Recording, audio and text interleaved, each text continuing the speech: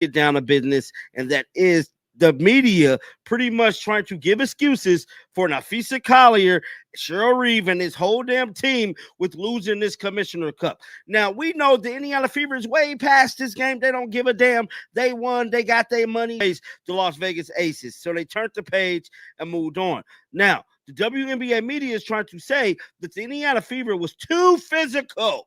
Oh, my God. The referees messed up so bad.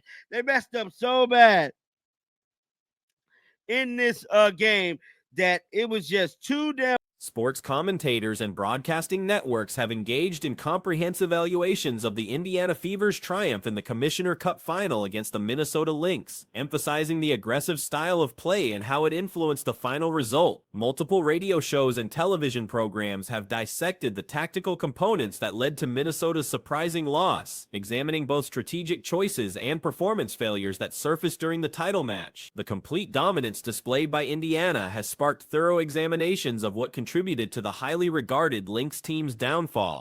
To what she said right here, because this is important. Guys, I just know everybody in the league is sick. I just know everybody in the league is sick. They're pissed. Aaliyah Boston, they pissed. Like, they... Guys, I just know everybody in the league is sick. I just know everybody in the league is sick. Like, straight up, that is crazy.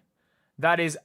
Game predictions overwhelmingly supported Minnesota, with casual surveys indicating roughly 95% of participants expected a Lynx win. This massive agreement demonstrated the widespread belief that Minnesota held better players and recent achievements compared to an Indiana squad without their primary star. The remarkable momentum change in the second period became a central element of post-game discussion. Minnesota's inability to score, extending almost 8 minutes during the second period, marked an extraordinary breakdown for a squad recognized for offensive reliability and elite-level performance. In this game, that it was just too damn physical for the Minnesota Aces, which is playing the Minnesota Lynx playing the Indiana Fever.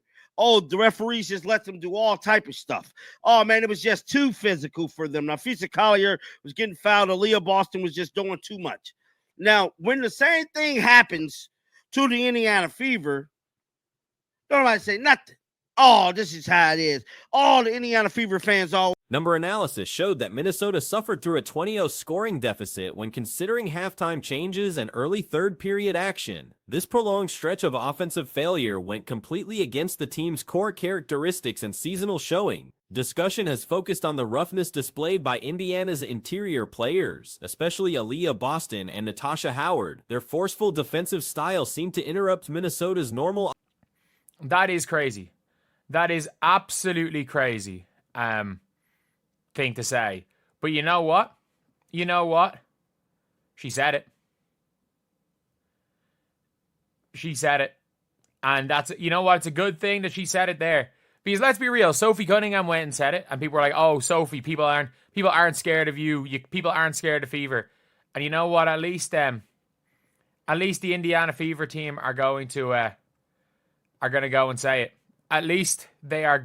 Nafisa Collier's showing became a major discussion topic, as the MVP contender scored just 12 points in an unusual display. Her shooting difficulties and visible irritation with physical contact represented a clear change from her normally calm and controlling performances. Strategic plans received substantial focus, with experts commending Stephanie White's approach and tactical modifications. The defensive system used by Indiana effectively stopped Minnesota's advantages while taking advantage of flaws that had not been previously revealed this season. I say nothing.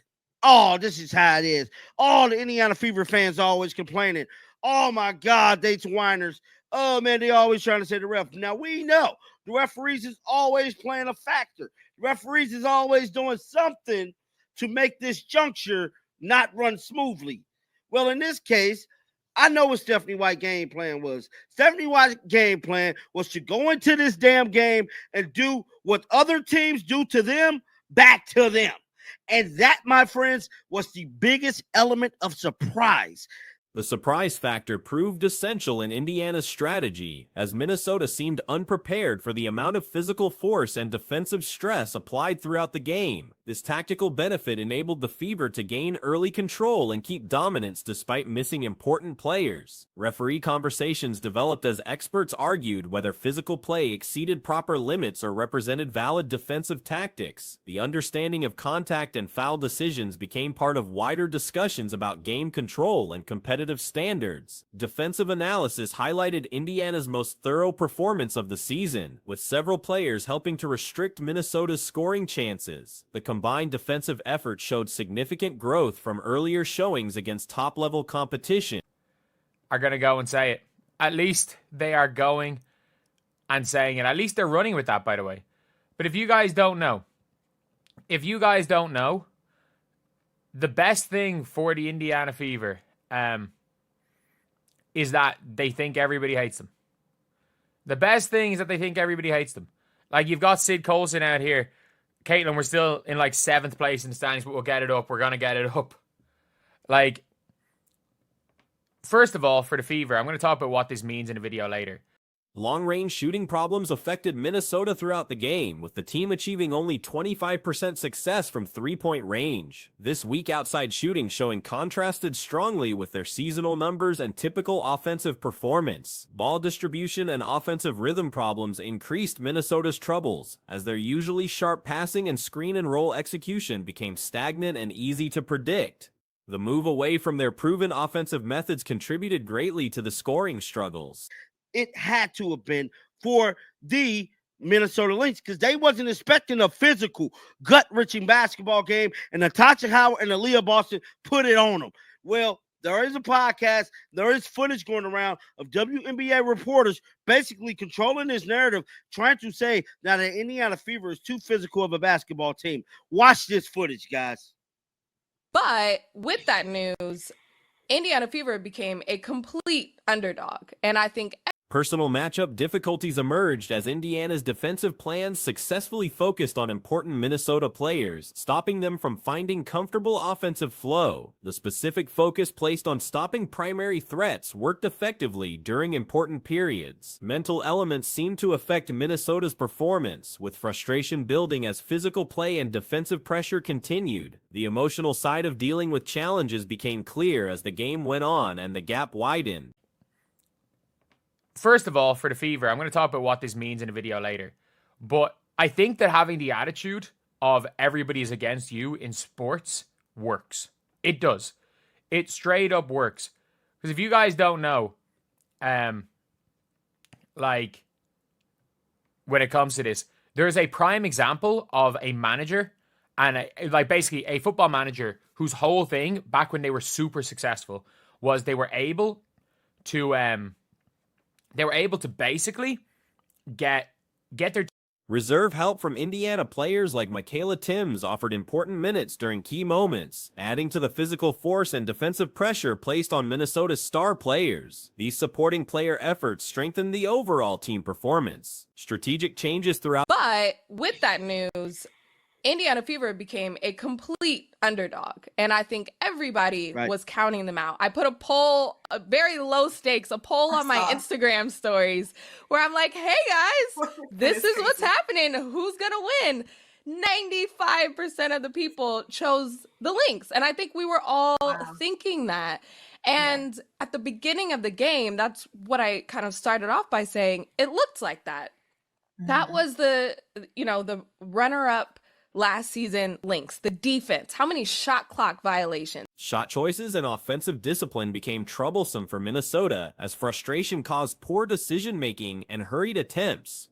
The move away from their usually controlled offensive style contributed to ongoing scoring problems. Board work and extra chance opportunities went to Indiana through their physical style and aggressive chase of loose balls.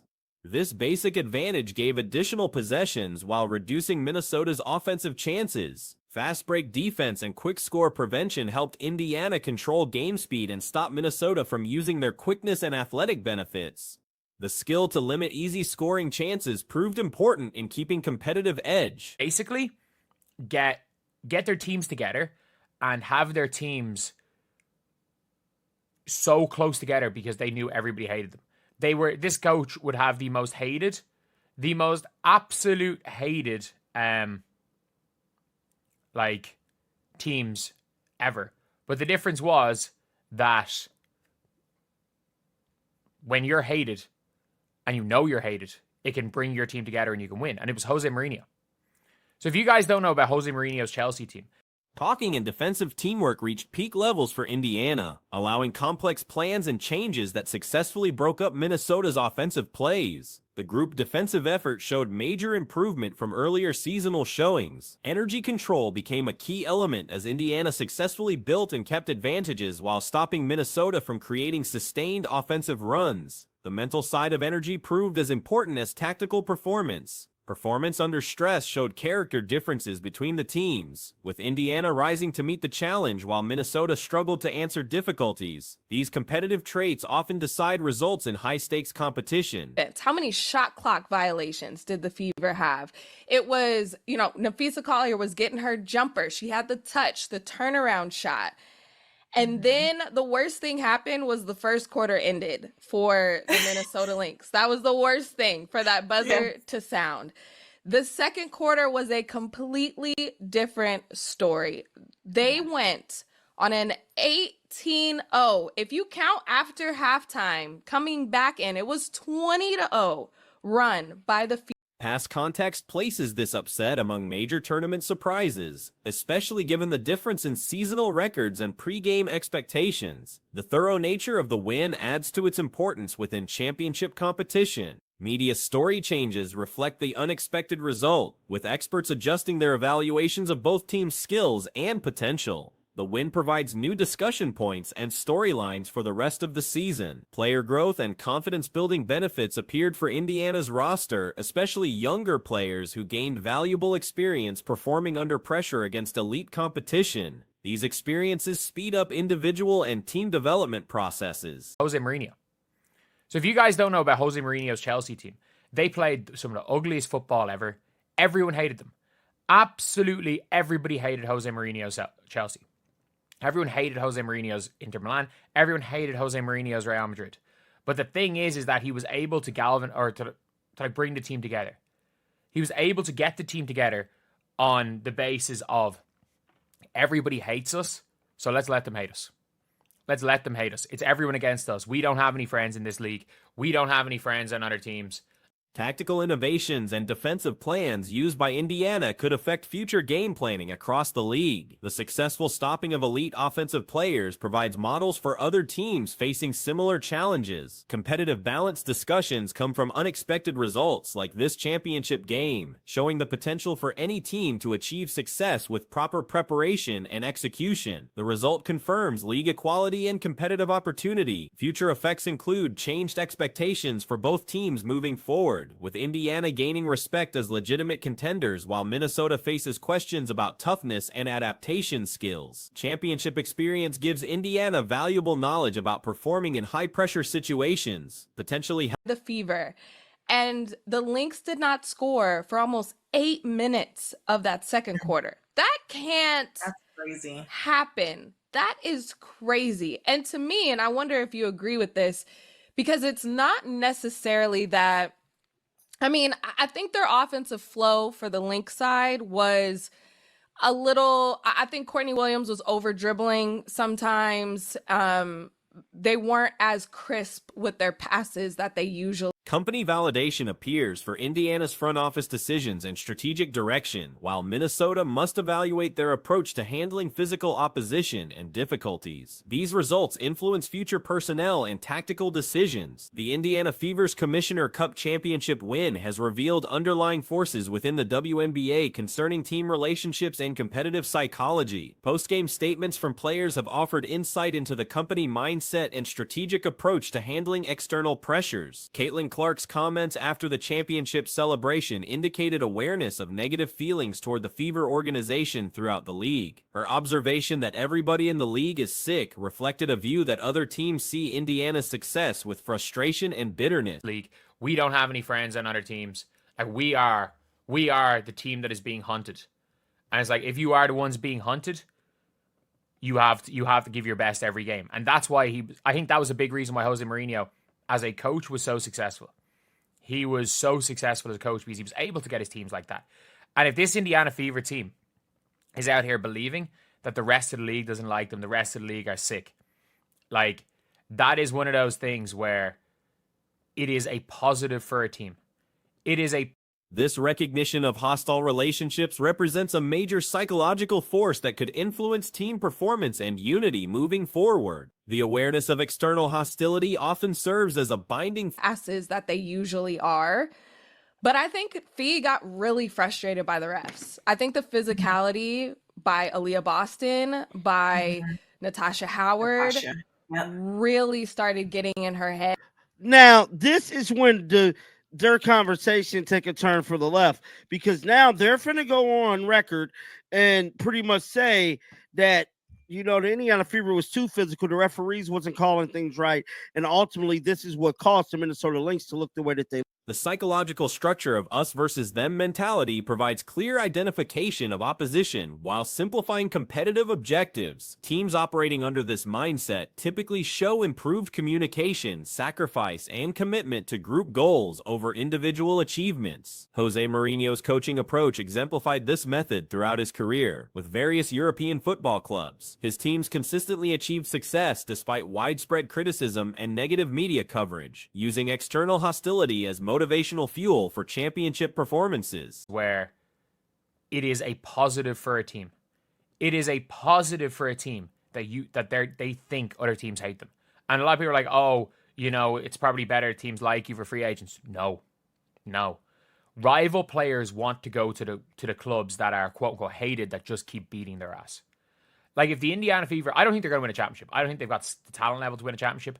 But if the Indiana Fever go and maybe not win a championship, but they go and make it to the semifinals, they go and make it to the finals, someone that they beat along. Mourinho's Chelsea, Inter Milan, and Real Madrid squads all accepted controversial playing styles and confrontational attitudes that created significant opposition from fans, media, and